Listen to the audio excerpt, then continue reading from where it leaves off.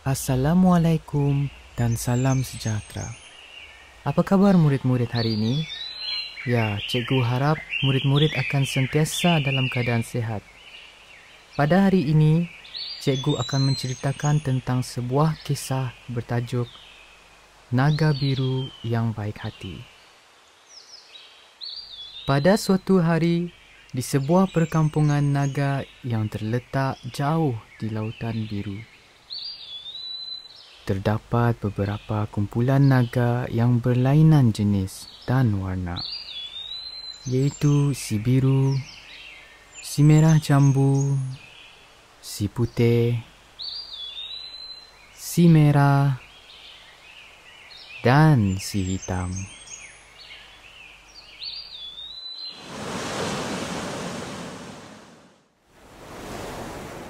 Si merah adalah naga yang terkenal dengan kesombongannya dan kekuatannya.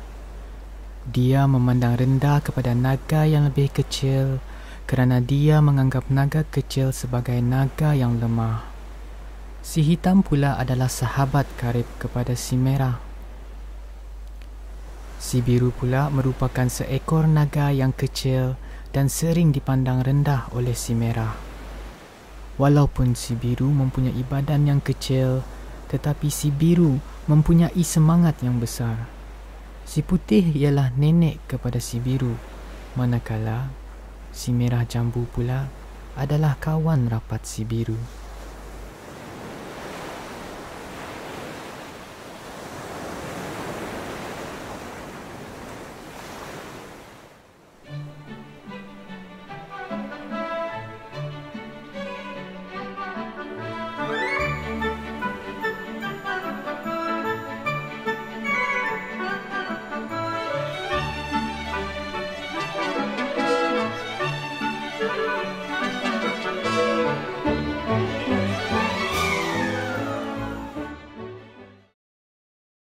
Si merah dan si hitam sering membuang masa dan suka bersiar-siar.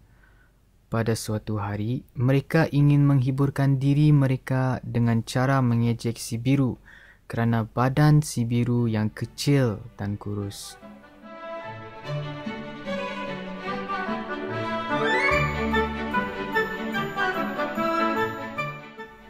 Semasa si biru dan si merah jambu berjalan-jalan di tepi pantai, si hitam ternampak si biru dan si merah jambu. Lalu si merah dan si hitam terus mengejek si biru.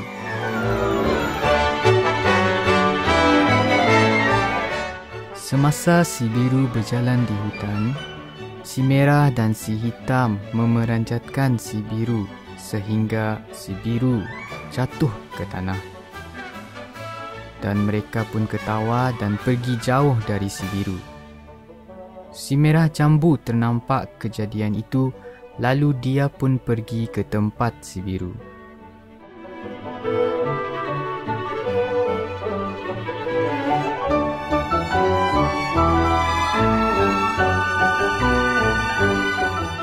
Semasa si biru menenangkan fikirannya, si merah dan si hitam pergi ke belakang si biru. Mereka pun mengambil batu-batu kecil dan membalingnya ke arah si biru.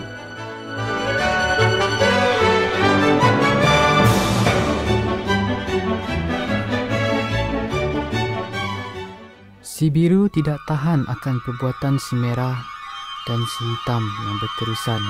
Lalu, si biru pun mencabar si merah untuk berlari merentas desa.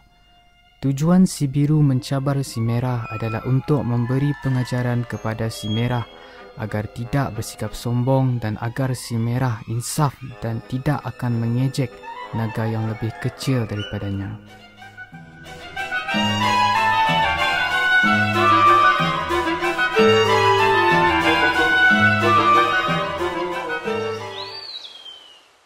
Seminggu sebelum perlumbaan, si biru berlatih dengan giat kerana dia sedar bahawa dia tidak mempunyai kekuatan dan ketahanan yang tinggi seperti si merah.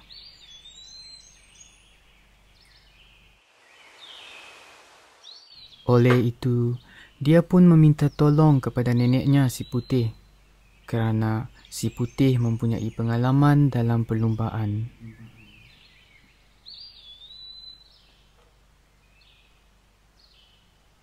Si putih pun bersetuju dan menggunakan pengalamannya itu untuk mengajar cucunya, si biru.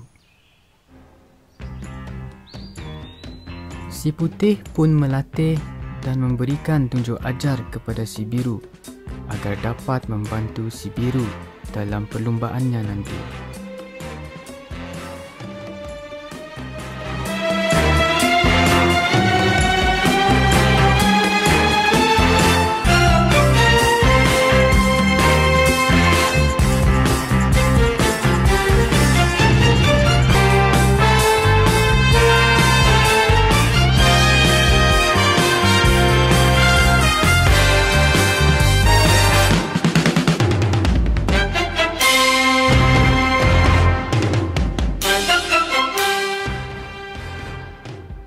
Si putih juga memberikan nasihat kepada si biru agar meminum air sebelum bersukan. Berlainan pula dengan si biru. Si merah merasa amat yakin tentang perlumbaan itu. Dia tidak menghiraukan tentang latihan serta dia juga dihasut oleh sahabat karibnya iaitu si hitam. Sebaliknya, menjelang beberapa hari sebelum perlumbaan, si hitam selalu membawa si merah untuk bersiar-siar dan berehat. Si merah langsung tidak menghiraukan perlumbaan tersebut. Tiba di hari perlumbaan, si merah dan si biru pun datang ke tempat perlumbaan.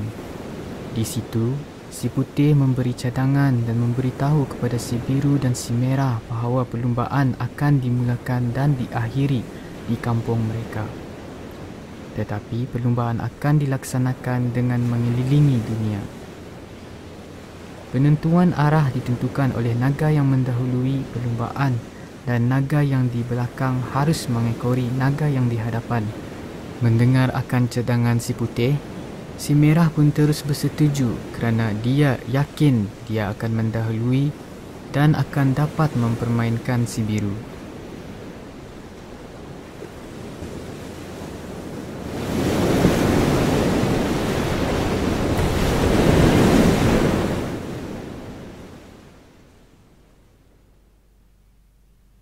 Perlumbaan pun bermula.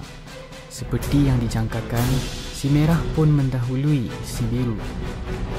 Walau bagaimanapun, si biru tetap tidak berputus asa. Si merah mendahului si biru dengan jarak yang agak jauh, tetapi masih dapat dijejaki oleh si biru.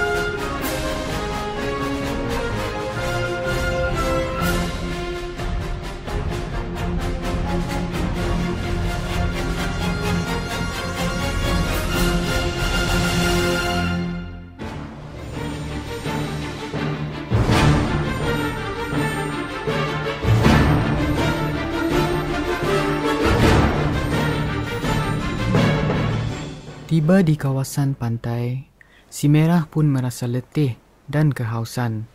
Setelah melihat air yang bersih, si merah pun berhenti sekejap untuk melepaskan kehausannya. Tanpa disedari, si biru telah mendahului si merah. Selang beberapa saat kemudian, si merah pun sedar bahawa si biru telah mendahuluinya. Si merah pun tidak menyangka bahawa si biru amat kuat dan masih bertenaga.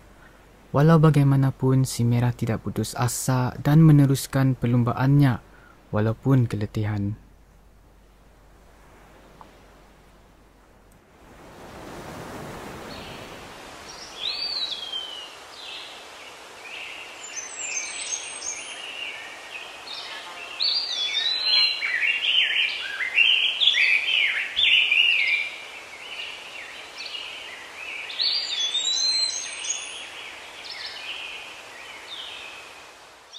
Si biru sedar bahawa dia tidak sepantas si merah. Lalu dia memikirkan cara untuk menewaskan si merah. Tiba di kawasan hutan, si biru terfikir dengan melalui celah-celah dahan pokok yang kecil.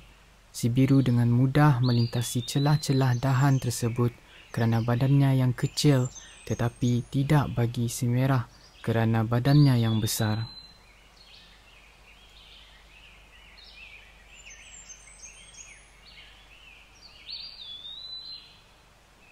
Si merah pun terperangkap dan meraung kesakitan meminta tolong. Si biru terdengar akan raungan si merah dan kerana sifat baik hatinya, dia berhenti, berlari dan pergi semula ke dahan tersebut untuk menolong si merah. Si merah telah mengalami kecederaan yang teruk dan perlumbaan pun terhenti. Si biru pun menolong si merah pulang ke perkampungan naga dan tidak sesiapa pun yang menang dalam perlumbaan ini.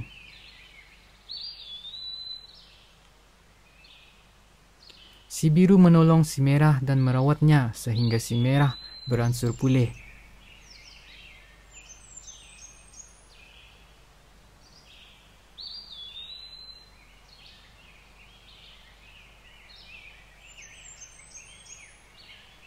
Sedangkan kawannya si hitam sendiri tidak mempedulikannya.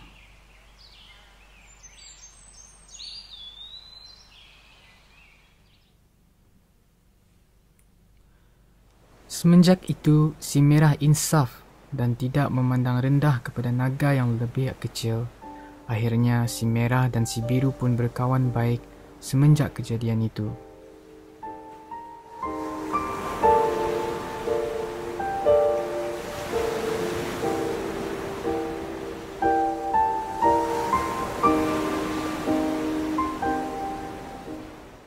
Ya murid-murid, begitulah kisah naga yang baik hati. Pengajaran yang dapat kita ambil dari cerita ini ialah kita tidak boleh memandang rendah kepada orang lain, jangan sombong sesama sendiri dan hindari dari sifat dendam. Sekian, wabillahi taufiq wal hidayah. Assalamualaikum warahmatullahi wabarakatuh.